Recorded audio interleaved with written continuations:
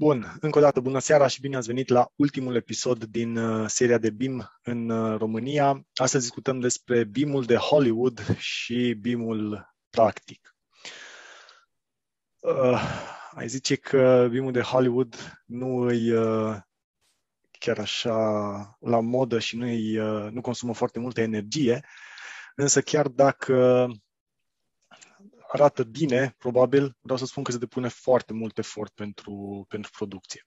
Bănuiesc că fiecare din noi are un film preferat, care de obicei durează undeva în jur de 2 ore, plus minus, și cred că toată lumea știe că pentru astfel de producție sunt sute de oameni care muncesc în spatele camerelor, câțiva dintre ei și în fața camerelor, timp de mai multe luni. Știți genericul ăla de final ăla pe care nu-l prea citim.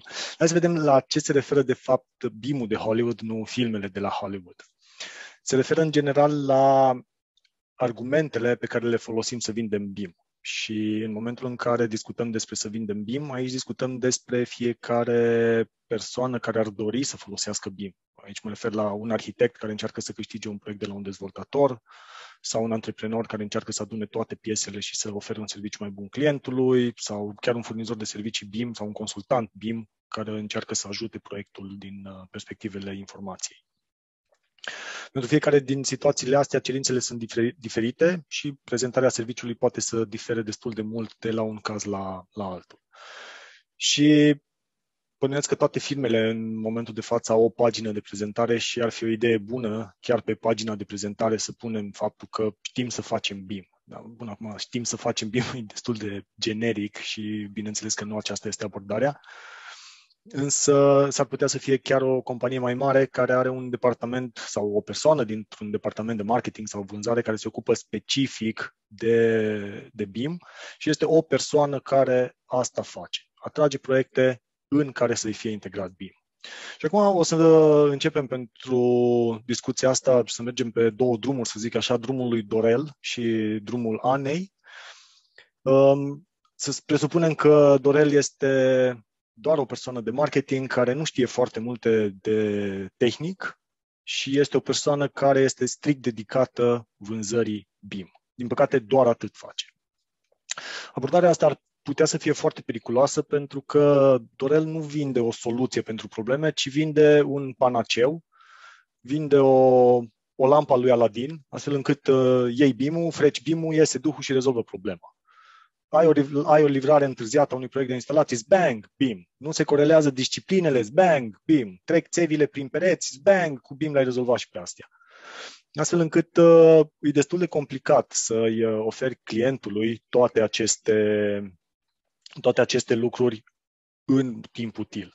Și sunt sigur că sunt destul de multe echipe care fac astfel de promisiuni, că oferă cea mai rapidă fază de proiectare, că oferă proiectul care va avea 0 deșeuri, că va putea folosi clientul virtual reality pentru oricare fază dintre proiecte. Bineînțeles că sunt exagerări și nu înseamnă că este un argument, dar asta nu înseamnă că este un argument care nu este folosit pentru a obține proiecte BIM. Și până la urmă, aceste echipe chiar câștigă proiecte BIM. Dacă ai o pagină de web bine făcută, dacă arată toate minunile BIM din toate proiectele pe care le-ai găsit pe internet și niște agenți de vânzări plini de entuziasm cu argumente bine puse la punct și adaptate cerințele clientului, bineînțeles că se vor câștiga proiecte, ceea ce este, bineînțeles, grozav. Dar aceste proiecte câștigate trebuie și implementate. Și după ce echipa de vânzări câștigă proiectul, vine și ziua în care managerul BIM trebuie să-și asume toate aceste promisiuni. Și atunci discuția începe să se schimbe puțin și chiar dacă la început toată lumea se bucură de un proiect nou câștigat și începe să lucreze, apoi încep întrebările. De genul, ce am promis că facem, cum adică facem noi toate astea, cum o să implementăm toate astea, pentru că, din nou, BIM managerul este cel care își asumă aceste lucruri și este cel care le implementează. Dacă îi să revenim la paralela cu Hollywood, atunci BIM managerul este de fapt producătorul filmului. Este cel care își asumă să îndeplinească toate promisiunile făcute și cel care își asumă să livreze în timp tot ceea ce a fost agreat. Și totuși am câștigat proiectul, de ce e supărat managerul BIM? E supărat pentru că managerul BIM înțelege că pentru o astfel de fotografie este foarte, foarte multă muncă în spate și Hollywood-ul vinde în general doar fotografia, nu și toată munca din spate, pentru că sunt foarte puține filme care arată și toată echipa care a participat la dezvoltarea proiectului, în afară de acel generic de sfârșit. S-a promis ceva, nu s-a considerat tot ceea ce trebuia să fie luat în calcul și acum ce? Imaginați-vă o dezvoltare a unui proiect care a promis că va livra 9 diamante. Le-am numărat 9, am pus. În general, echipele lucrează în mod pompieristic și aici mă refer la acel hey-rup la final de proiect sau hey-rup cu 2 zile înainte de livrare pentru a se asigura că așteptările clienților sunt îndeplinite și că totul va ajunge la final. Acest lucru înseamnă că oamenii și resursele sunt împrăștiate, procesele și sarcinile se încurcă, iar fluxul de lucru nu mai este atât de simplu cum am sperat. Iar în final, în loc de 9 diamante, pam, livrăm 2. Mai mult, în momentul în care propunem unui client sau promitem unui client super virtual reality, iar ceea ce primește este o astfel de virtual reality, nu cred că sunt chiar așteptările de super VR în momentul în care asta este ceea ce livrăm. Iar ideea de a folosi BIM a fost super supra-solicitată.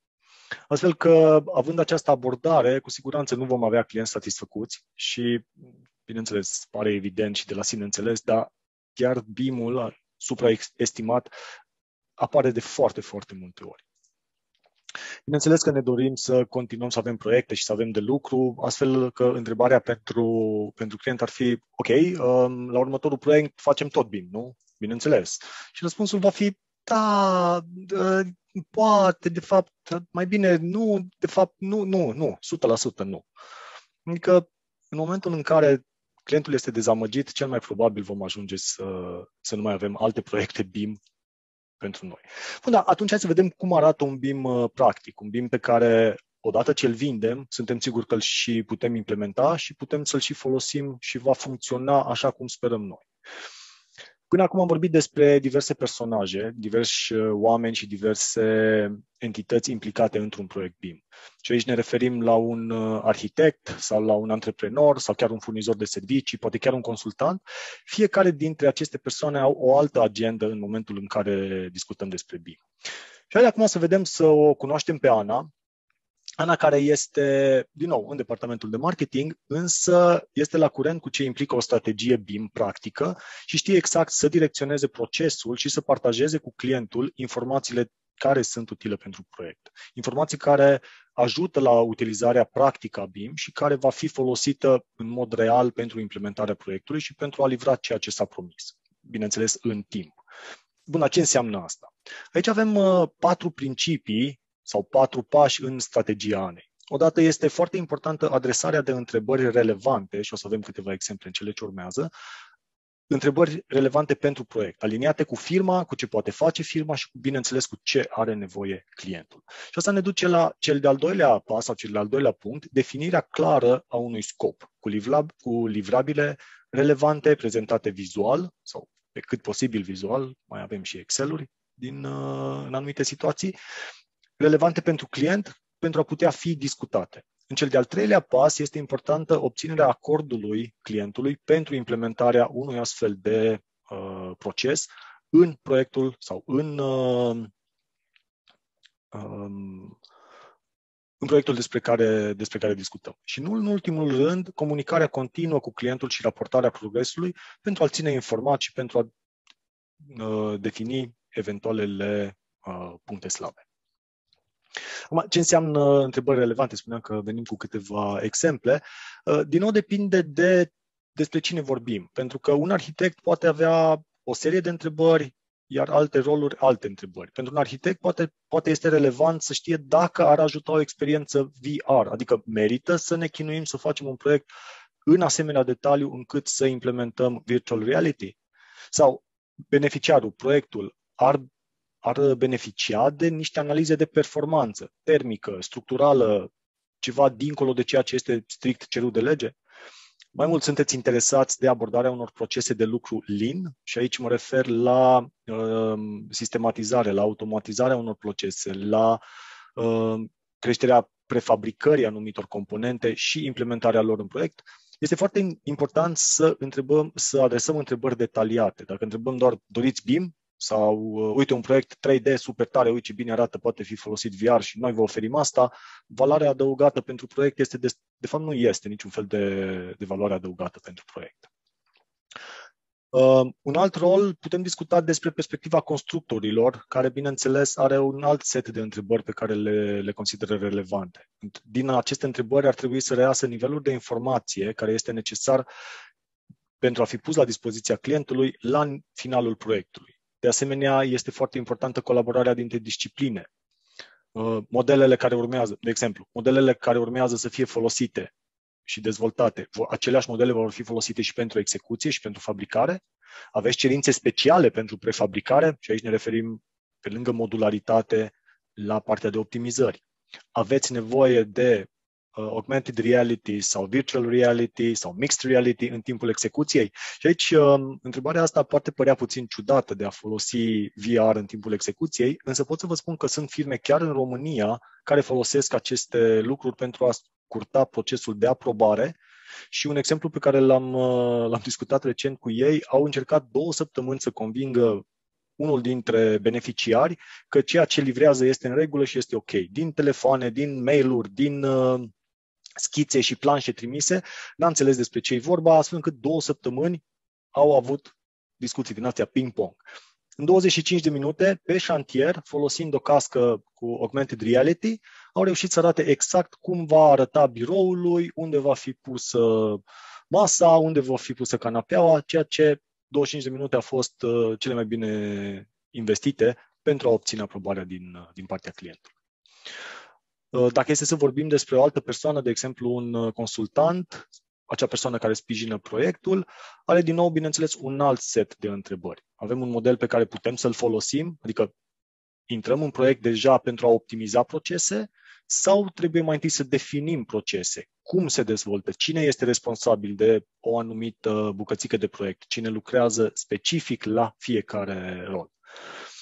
Este foarte important pentru un consultant BIM să înțeleagă de ce a fost chemat în proiect, care sunt așteptările din partea clientului, pentru că până la urmă clientul în general nu este foarte tehnic, iar consultantul este exact reprezentantul tehnic al beneficiarului.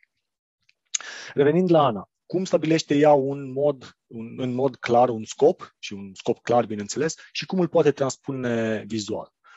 Dacă este arhitect, aici poate să urmărească lucrurile mai în detaliu. De exemplu, pentru un tur virtual, acuratețea și precizia sunt foarte importante. Întrebarea este aici, este necesară detalierea întregii clădiri cu aceeași acuratețe sau este vorba doar de o mică parte a clădirii ca exemplu? Nivelul de efort, vă dați seama că variază enorm. Mai mult, sunt necesare toate obiectele de mobilier pentru definirea spațiilor, dar lumina, la ce nivel de detaliere este necesară? Apoi, materialele pentru finisaje.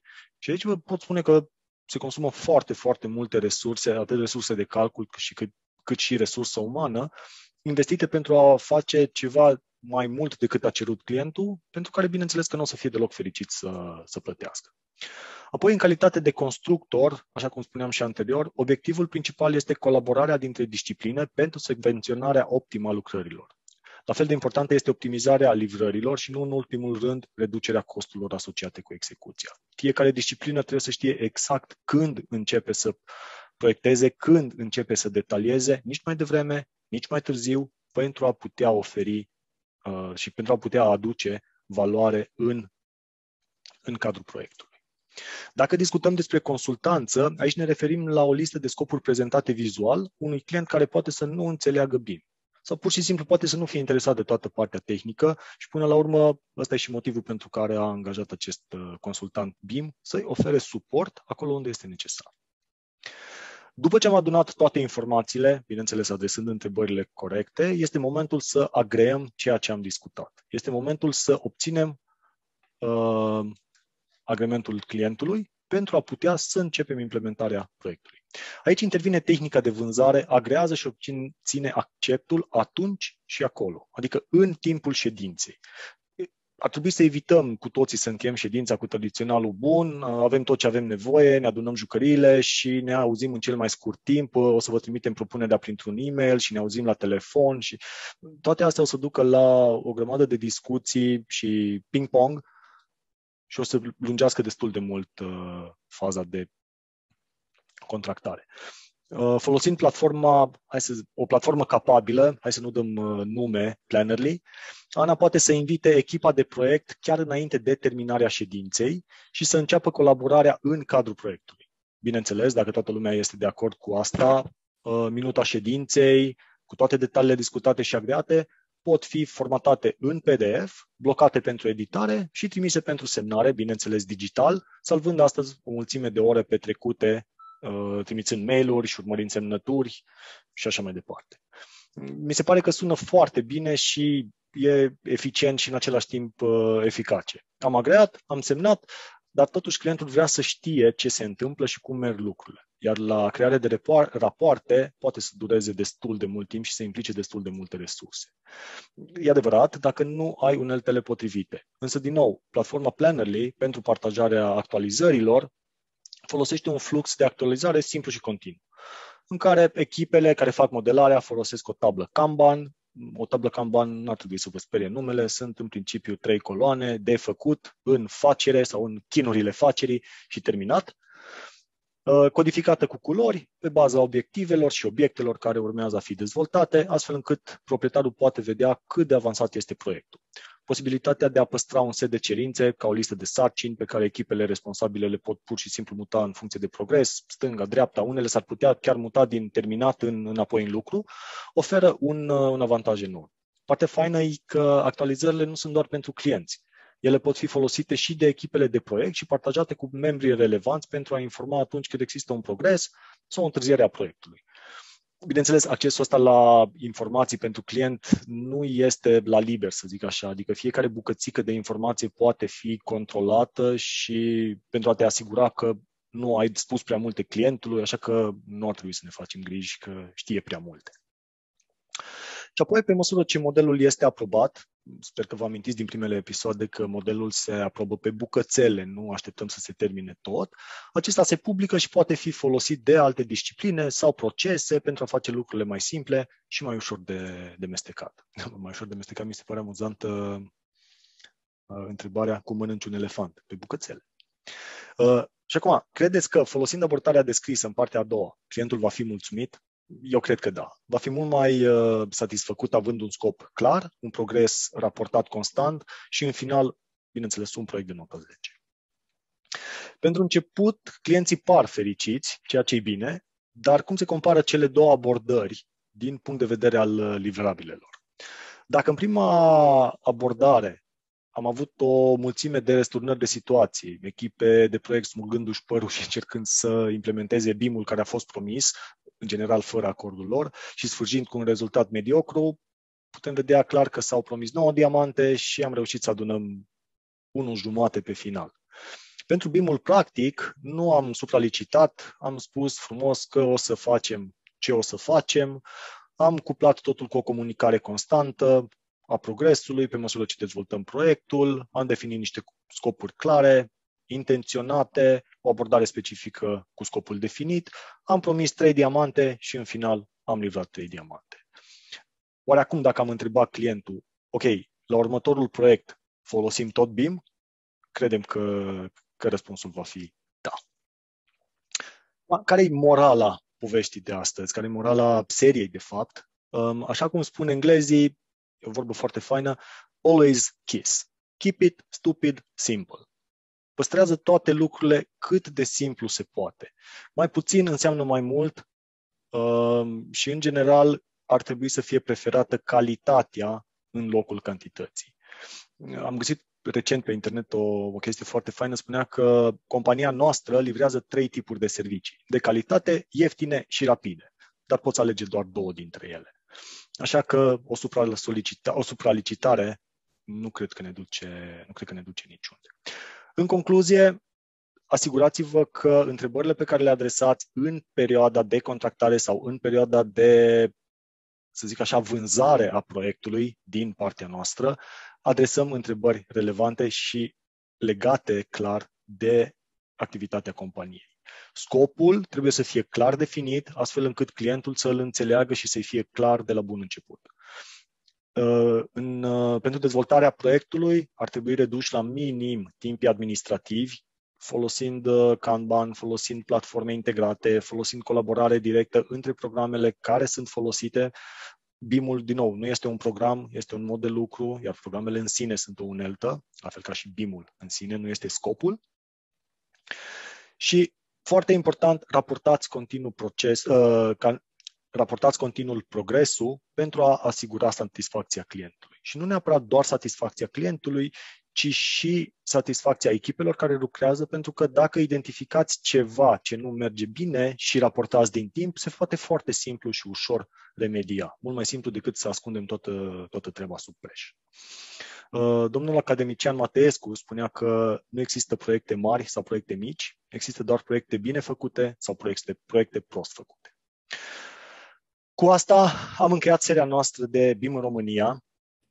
Vă mulțumim că ați fost alături de noi atâta timp și vă mulțumim că sunteți și acum alături de noi. În continuare, bineînțeles, voiam doar să mai spun că puteți folosi resursele Plannerly, atât Smart Lean BIM Basic, cât și Masterclass, și voiam doar să anunț aici, hai să văd ce vrea să zică Diana, cu greu mă abțin să nu zic ce vreau să zic. Da, voiam doar să te corectez puțin, că nu am încheiat de tot, am încheiat doar primul volum și că vom continua cu următoarele serii. Avem și o întrebare în Q&A care îți introduce acest anunț pe care vrei să-l faci în seara aceasta. Da. Începem cu anunțul sau cu întrebarea? Hai să începem cu întrebarea. Uite, avem pe cineva care dorește să implementeze ISO 19650 prin intermediul platformei Plannerly în cadrul companiei și ar dori să știe cu cine poate discuta despre asta. Da, asta e exact cum zicea Diana, ne-ați ridicat mingea la fileu, pentru că dacă doriți să vă acreditați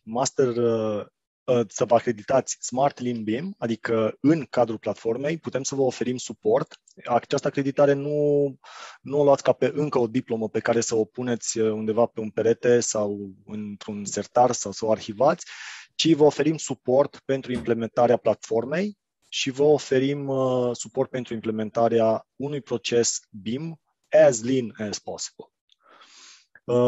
Asta era de fapt și anunțul, că începând din această săptămână puteți să ne contactați direct pe noi pentru aceste masterclass și pentru a vă ajuta să implementați platforma în cadrul companiei.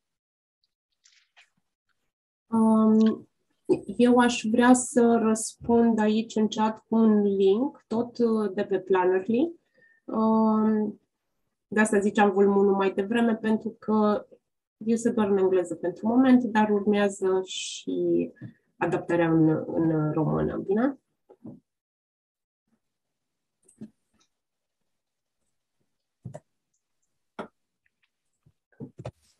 Bun, dacă mai aveți alte întrebări, puteți să ni le adresați fie prin e-mail, fie să ne contactați direct. Încă o dată, acestea fiind zise, echipa BIM din cadrul Universității Politehnica din Timișoara, Diana, Zoe, Daniel, Mircea și subsemnatul Andrei, Ștefan de la BIMTech România și echipa Plannerly, întotdeauna alături de noi, vă mulțumim pentru timpul acordat, vă dorim un sfârșit de săptămână minunat și vă așteptăm la următoarea serie cu care Diana ne-a dat de gol că o să o facem. Mulțumim! Seară faină, la revedere! Seară faină! La revedere! La revedere!